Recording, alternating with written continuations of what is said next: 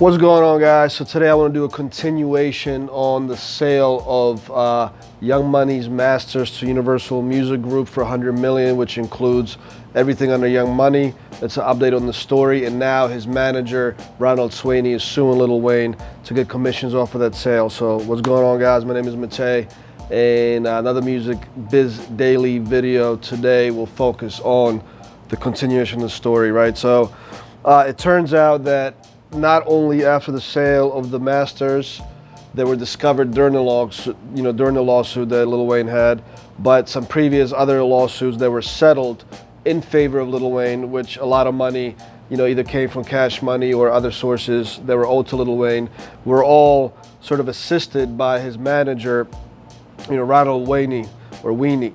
Not sure if I'm not pronouncing that correctly, but according to things that I looked into, that I read, look, if somebody sells something, or if it comes to light that something was a sale and business people were involved in it prior and they were supposed to get commissions off of it, then obviously they're going to want their piece of the pie. And if you guys remember my last video, it turns out that the sale of Young Money's masters to Universal Music Group was not something that was, I guess, supposed to come out publicly. It was done in the summertime already, and the only way, I guess, journalists obtained reports of it was through a lawsuit that unfortunately, Lil Wayne is dealing with right now, with the charges that I think I read that he pleaded guilty to for, having a weapon on him, which is unfortunate because this man's got to protect himself, being Lil Wayne,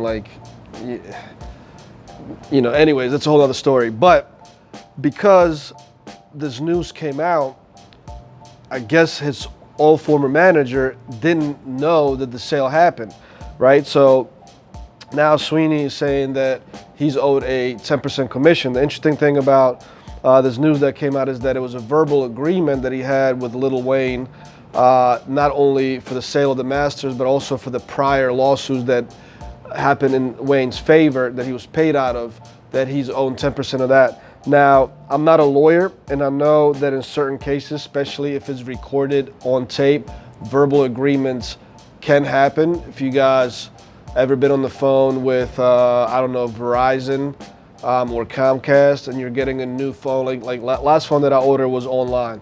And in order for me to agree to another 2-year agreement for my business plan for that particular phone, I was on the phone and the person was reading me the terms and conditions, and he said, "Do we have your verbal agreement?" Yes, it was recorded, and that's good as something signed because it's recorded. So just because you have a verbal agreement with somebody doesn't mean that it can't support you in court. But honestly, if the verbal agreement is at a bar over some shots and your man tells you, "I got you, my man, you'll get 10% commission, don't worry, you're taken care of," that's probably not going to fly in court. But Ronald Weenie is also a lawyer. I mean, this guy is not like this was Lil Wayne's friend from back in the day that just ended up learning the business alongside of him. This man apparently represented Eazy-E and Ruthless Records, Irv Gotti, Bad Boy Records, James Brown, Public Enemy, DMX, Ja Rule. So, and not only that, he hired another law firm to sue Lil Wayne and Young Money Records to get his commissions back. So this is nothing to be taken lightly by the Lil Wayne's team, because it doesn't seem like that his former manager, I don't know why he got fired or why the relationship was severed, but his former manager is not a rookie. So this is not, and I'm not saying what I'm trying to compare this to is the last post that I made about Chance the Rapper being sued by his manager. And I'm not saying his manager is a rookie, but if you go back in time and you look at how Chance the Rapper and his really good friend Pat came up, they were sort of friends, and they, as young guys, entrepreneurs in the music game, they learned the business together and they were both successful. So it's going to be, it's sad to see, first of all, that they split up, and it's also going to be interesting to see, who ends up winning that particular thing. But in this case, following the sale or the discovery of the sale of the masters to Universal Records, I guess Ronald Weenie has a good case on this one. But if it was a verbal agreement, did he have it recorded? That's the question that I'm sure everybody has. And again, just brings me to the point, I don't want to speculate. I'm just giving you the facts as I read them and what I understand. But I do want to highlight again, going back to, I would highlight the importance of getting things in an agreement. And I've had the experience, prior experience in other industries such as energy efficiency, real estate. I still have a software development company that I own. We do deals all the time. And what I can tell you about those industries, that signing NDAs or solid contracts is not taboo at all. It's a common thing. As a matter of fact, everybody in those industries prefers that paperwork and contracts are signed. And I guess there's many of the T's and the I's that can be dotted and T's crossed. Everybody in those situations prefers it. But in the music industry, on the other hand, on the lower levels, dealing with people that, haven't gotten to the top levels yet, mentioning contracts is taboo. At times I felt that it was almost rubbing, people the wrong way. It was like almost about to ruin the deal because we mentioned paperwork and like they don't want to talk about it. It was like either fearful on the other side of like, why is this guy asking for paperwork, especially when I represented my artist.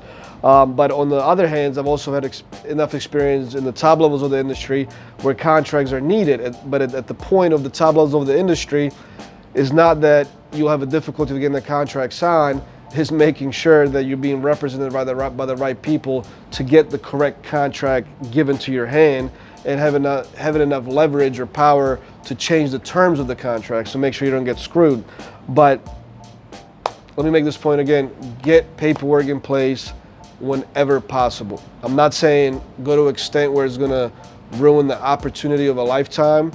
Maybe on the first couple opportunities, as long as it's gonna get your name out in the right light, it may be okay to get either screwed in terms of the contract or not having a contract if you feel like it's a risk you're willing to take. I'm not saying everything has to be signed, but a general suggestion would be get paperwork no matter what you need to. And this guy being a lawyer, like I said, I guess he's smart enough to know that if he had a verbal agreement for Lil Wayne, it was somehow recorded on the phone or they're in a video together, literally talking about his business deals or these different lawsuits and Wayne telling them he'll get 10% or whatever it is.